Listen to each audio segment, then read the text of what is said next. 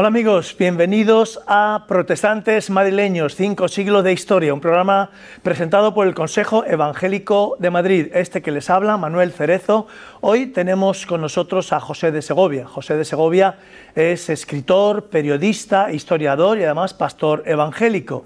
Y el tema de hoy tiene que ver con este libro que ven en pantalla, Protestantes Madrileños, 5 siglos de historia, que es escrito por nuestro querido y admirado Gabino Fernández, que nos dejó en el 2022, pero que su legado permanece con nosotros.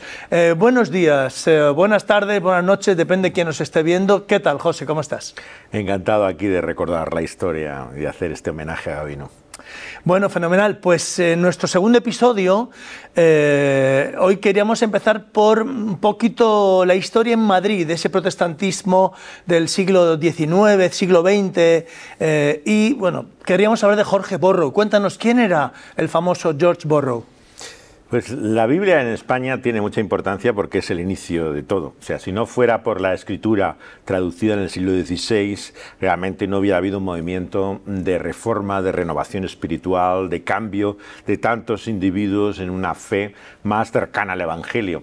Entonces, George Borrow fue una figura clave, no solamente porque escribió el libro que se llama La Biblia en España, que no es una historia de la traducción de la Biblia en nuestro idioma, sino de sus viajes en nuestra península, desde que viene en plena guerra entre carlistas y isabelinas, 1832, empieza a viajar por todo nuestro país, hace 3 viajes largos en los cuales se establece, y en uno de ellos ya encuentra en Madrid el lugar en el cual quiere publicar el Nuevo Testamento sin notas.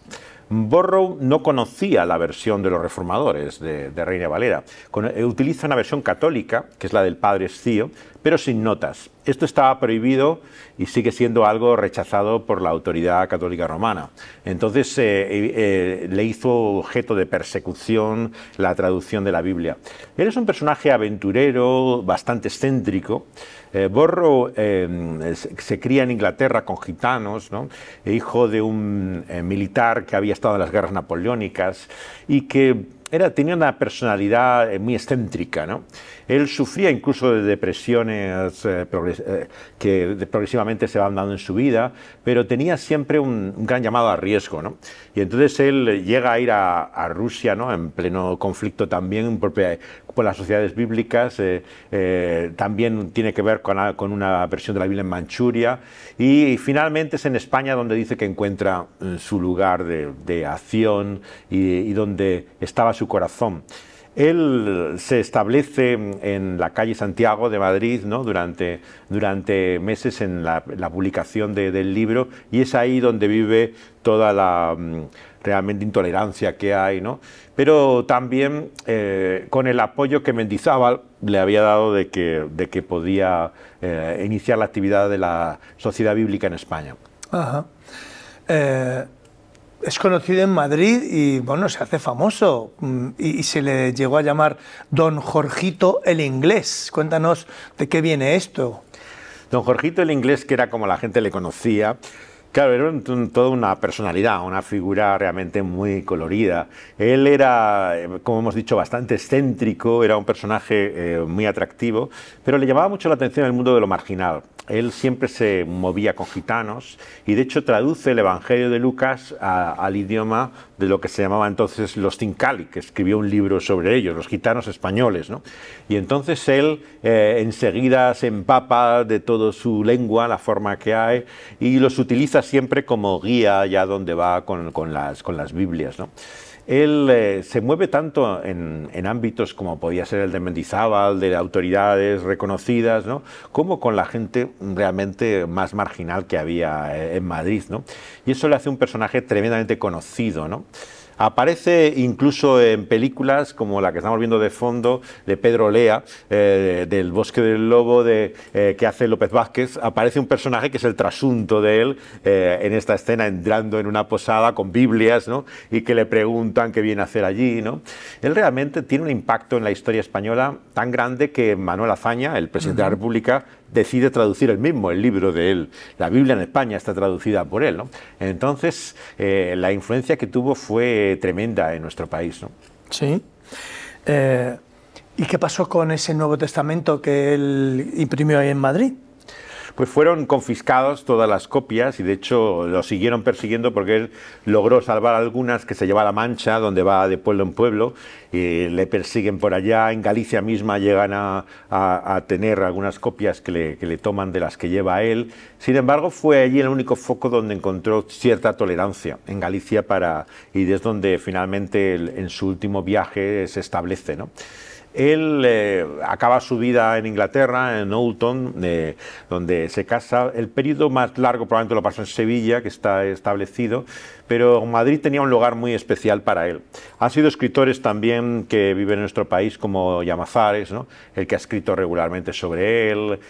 Manuel Rivas en Galicia ha escrito también bastante sobre Borro. De hecho, su libro sobre la quema de libros comienza con la escena de la muerte de Borro en su casa y los recuerdos que tiene en España y de la persecución de la Biblia, ¿no?